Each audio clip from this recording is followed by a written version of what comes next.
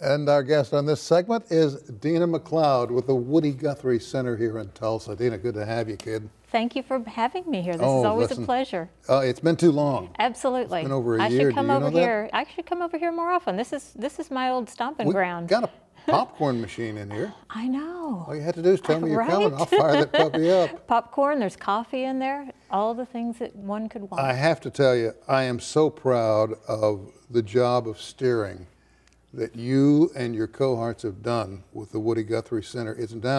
It is now a major attraction. It is, and we love that. We love the attention that it brings to the state and to Tulsa, as well as the attention that it brings to Woody's message, because ultimately what we're here to do is not just preserve the past, but build upon it and share Woody's message of diversity, equality, and social justice to inspire that next generation that we rely on to steer our country and our world in the right way.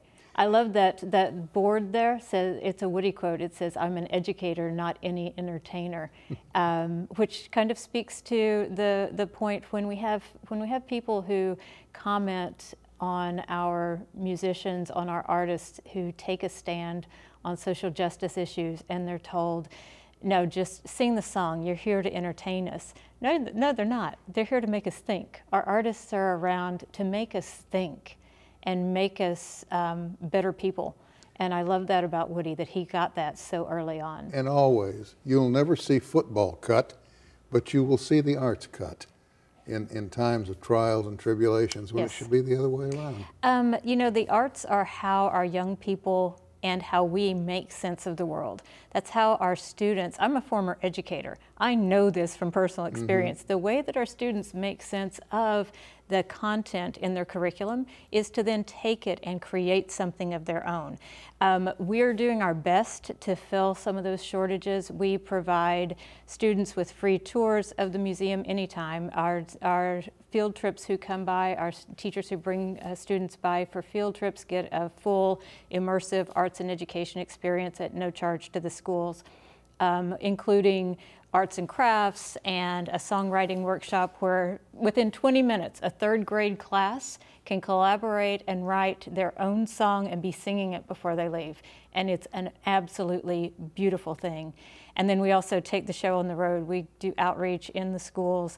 Right now we're on a 9-week outreach program with union schools, but we'll go anywhere a teacher needs us to be to talk to these young people, because again, we're sharing the history of Oklahoma, we're sharing the history of social activism, but we're also showing them, you have something beautiful to say, and you know what? We want to hear it, because what you have to say is important to our future. You know, I was in a conversation with Michael Wallace a few weeks ago, and he made the remark that, and I have to agree with him in many ways, this land is your land, should have been the national anthem.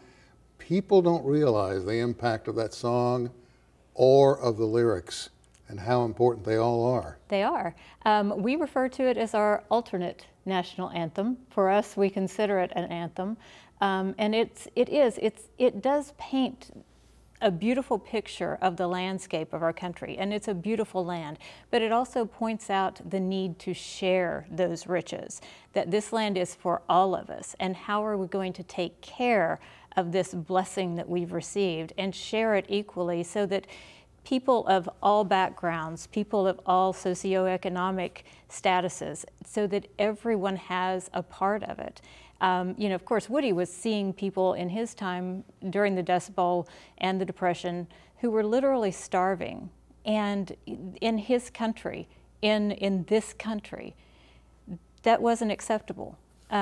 We should take care of each other. And honestly, we should be doing it now. Like 97% of the things Woody wrote had a common thread, which was take care of each other. And 80% of the children in Tulsa public schools are on the free lunch or reduced lunch program. There's something wrong here. That's why we provide them with free access, because we know that otherwise there are students we wouldn't be able to reach. And we're not worried about making money off of kids. That's not where we're going to make our budget. That's not going to work for us at all. It's accessible. All of our programs for students are accessible, no matter the ability to pay. That's not wonderful. Where we're going. You know, there have been so many stories about Woody. I recall reading one, and I'm sorry I can't pull up the publication, but I read once that during that one terrible Dust Bowl blow, when the skies turned black, Black Sunday, and you know your lungs were filling with silica so fine it was like baby powder. right?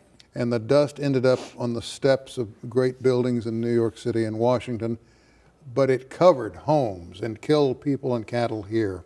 And he sat in a small wooden house with a bare light bulb and wrote, "So long, it's been good to know you." Is that a true story? It is true. He was in Pampa, Texas at the time. He had moved from Okemah to Pampa, Texas, living with relatives. So he was in the middle of the Dust Bowl. Whereas if he would have been in Okemah, there would have been dust storms, but not like Black Sunday. That was specific to the panhandle of Texas, Oklahoma, and the Kansas plains in the western part of the state. I've heard that of course, what does they say, a sage or a poet or a true musician is never honored in his hometown. Exactly. But this guy was so much more. And yet there were folks where he lived in Oklahoma that wanted to see him run out of town on a rail. Yeah. The flip side of that is Father Time just keeps on trucking, and most of those folks are gone now. They are. And they are. the goodness and richness of Woody lives on. It does, and it's an eternal message. And there are issues that Woody was talking about that we still struggle with. So many of his things were about beauty and love, but also the ugliness of our society whenever we divide the haves and the have-nots, when we divide people based on where they come from or who they are or their religion or their culture. And you know, ultimately the horrible things that result in that.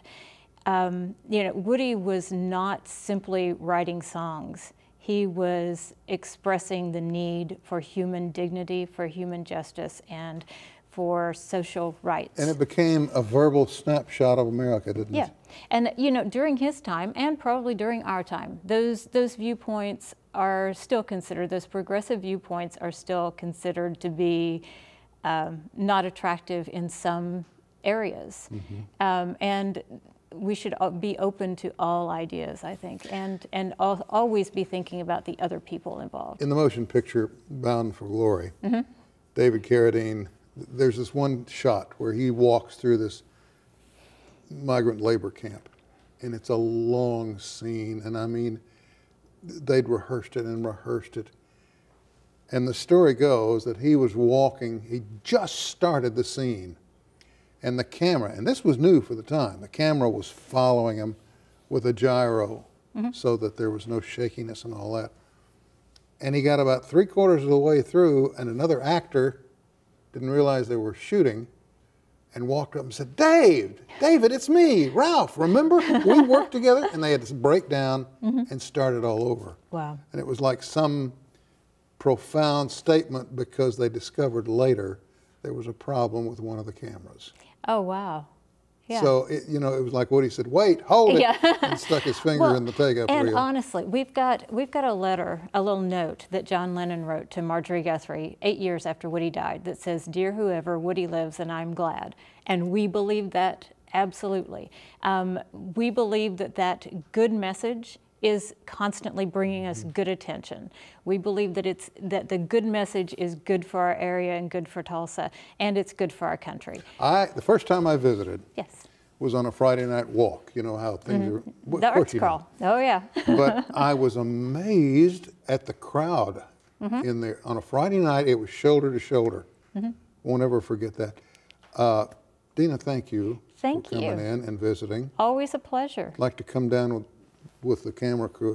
There's a lady in that control room that can just roll your socks up and down with video. Oh, see? And you've got to come and try out our new Dust Bowl virtual reality. That actually is a recreation of Black Sunday. So you can sit on our front porch and put the headset on, and you're right there with Michael Wallace narrating and talking about the storm approaching. You see the effect it has on the environment. It's incredible. I mean, it is absolutely incredible. This is Michael Wallace. Hey, thank you, Deana. Thank you. We're all out of time. Thank you for being a part of it, and we'll see you next time on Perspectives.